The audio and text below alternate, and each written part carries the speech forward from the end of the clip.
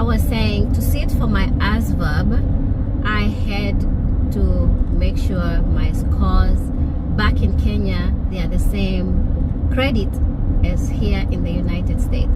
So what do?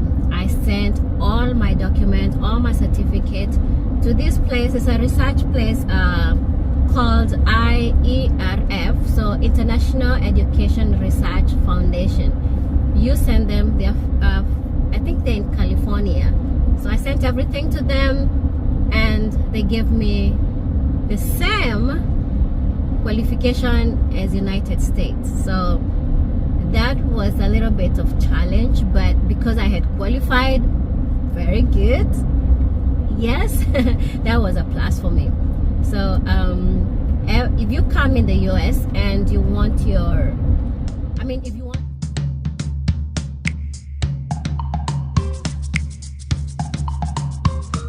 hello everyone. So on today's video, I'm going to talk about the qualifications I had to have as a Kenyan to sit for ASVAB test here in the United States. So I'm going to be also checking, because I've written something, I've written my notes so I don't forget. I want to make this video short and informative for those who really want to get information. So I never knew anyone who had joined or did this test before, so I had to do Google and do my own research, and that's why I'm here, to help someone who who doesn't really know, and maybe you watch this video and learn something. So ASVAB is an aptitude test that measures developed abilities and help predict future academic and occupational success.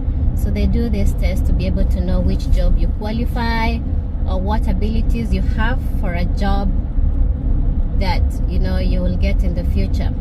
So the qualifications as a foreigner is different, but if you have them, it's easy for you. So the first thing, you have to have a green card, 10 years plus, if you're not a citizen yet.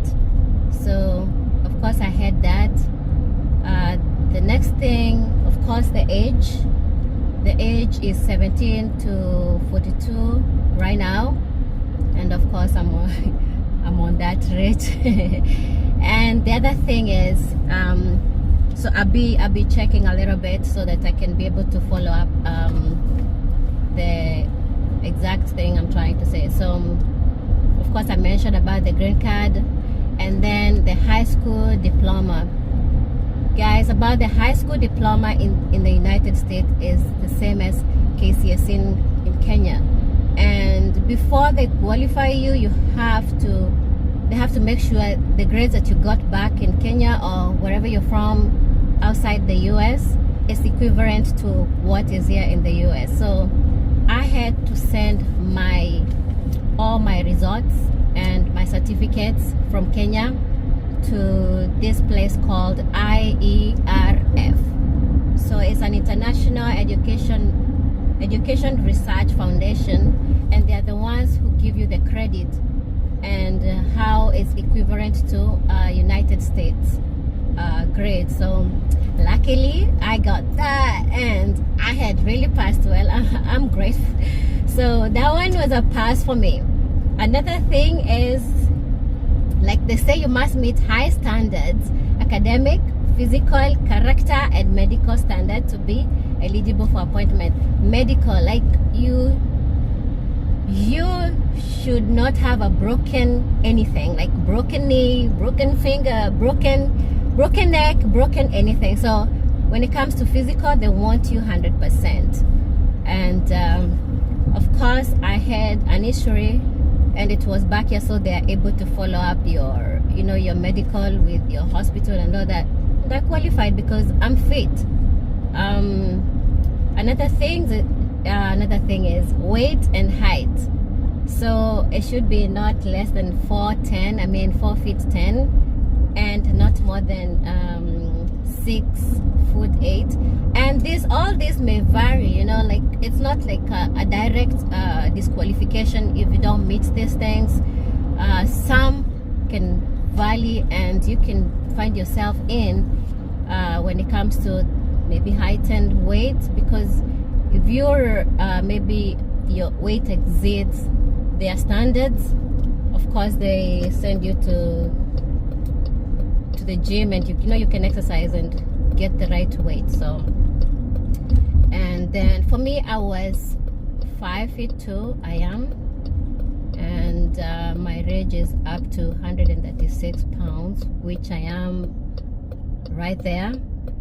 Then the next thing you need to qualify is the visual acuity, like distance visual acuity has to be the right standard, and also the short one, like short visual acuity has to be of the standards. Another thing is hearing. Of course, you have to be able to hear, and you have to meet their standards of hearing. Really now I'm making my video. Come on, stop making that noise. Okay, so oh my god, I'm on the road, guys. So the other thing is tattoo and body piercing. So like I have a tattoo, but they have to check the size and where your tattoos are. You have to, you know, you have to give all the details, where you're piercing, where your tattoos are, and that will be on your file. It will follow you wherever you go.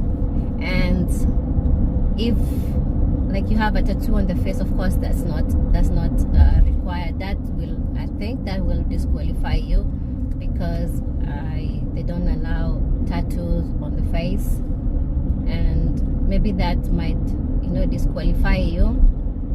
So you identify where your body markings or your piercing or your tattoos are, location, size, and significance. You know, sometimes some people put tattoo, or you know, that means something, so you're supposed to disclose all that information. So after that, for me as a foreigner, if I meet all that, that's the time now I'm allowed to go to see a recruiter. My recruiter, that's my tongue, guys. That's, I mean, you go see a recruiter, and you get you can have the test that day, or he can give you time to go and study. Oh my god, why am I speaking like this? Oh my gosh. So he can give you, or he or she can give you time to go and study. So my case, I went to the recruiter that day, and I was just going to inquire what it takes or what I need, and then he told me if I can do a test, the ASVAB test. It's just a pre-test to show if you get a certain marks, you know, they see, oh, if you go and study, you can improve and get the right score for your job. So for the last, guys, 10 years, never ever been to class, never studied. I didn't even know what ASVAB is. I didn't have an idea. I was clueless. So I asked him, is it something that I need to study? He said, we'll see. You don't have to study. If you feel like you want to sit for it, it's okay. So I said, oh, fine. Guys, I sat for this exam, and for a decade I never had done a test. Not even I think it's more than 10 years.